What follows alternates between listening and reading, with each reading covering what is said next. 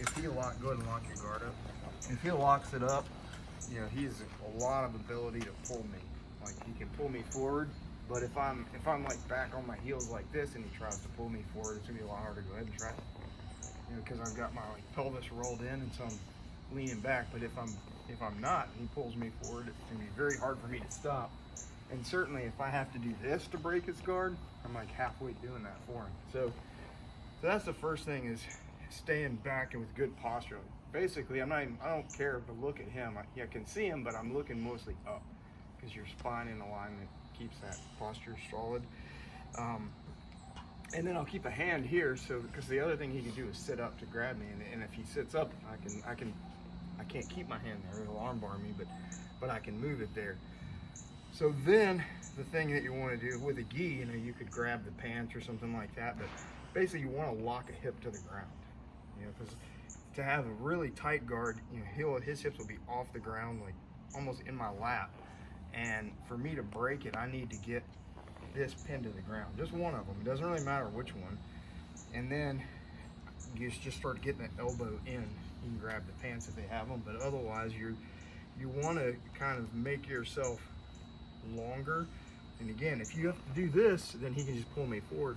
But if I can start twisting and rotating a hip by pinning him, and then I can pop it. So once you have it open, you know, then you want to get to where you're too big for him to lock it again. There's people will, you know, do other things like De La Riva and things like that, but you can go to what we call combat base here, and then from there it's a matter of getting past the legs. Let me stop him for just a second. What he means by De La Riva is Rocky would put his foot inside there, hook it more Even closer bring like it that. up. And that's another form of guard that makes Rocky dangerous. So don't let them get their foot in there. Ideally, you know, you keep that space closed. Yeah. But you know, that's one thing you can do. Also, you know, you could, if you can break it, you know, you can stand up and get back away. You just don't want to break it and let him immediately, because it's hard to break the guard. And if you let him grab it back again, then you've got to do it again. Mm-hmm. So then the knee slice works pretty well from the combat base because you already have a knee up.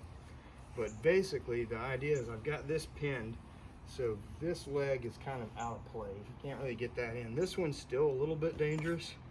And so I've got my hand on it, but then I'm gonna get my leg on it. And so you'll staple it like that and slide across. Now when you do that, you have to slide like a baseball slide down the leg, because if I slide forward, he'll just knee me in the butt and throw me over the top. So if I come there, he can just throw his knee up and hit me basically, and then he can get my back. But if I do that same thing, kind of start to come across, and don't go forward, let me go that way. I slide back so that I'm on his leg, and then I can just scoot it.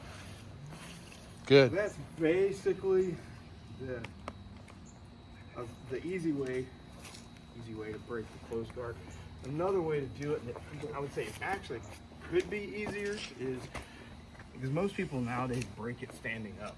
And so instead of that, you can you either grab the lapels and shove it to the ground or here, and now I can pop up like that.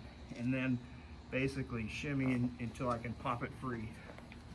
That'd be the other. I've got his arms pinned.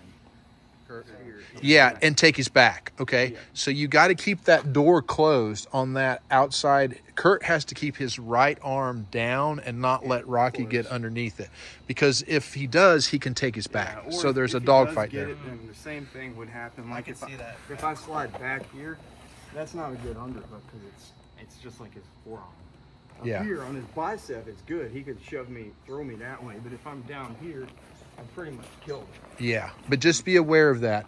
There's a dogfight going on that side. Both of you are fighting for the underhook.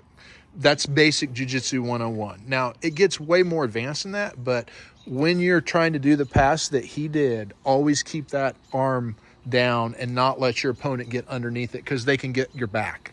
Kurt, you're trying to keep your arm down, but are you trying to get his back at all, or nothing there? I'm just trying to get past him to get a side control. Just a second. Now, unless at this point, if he has to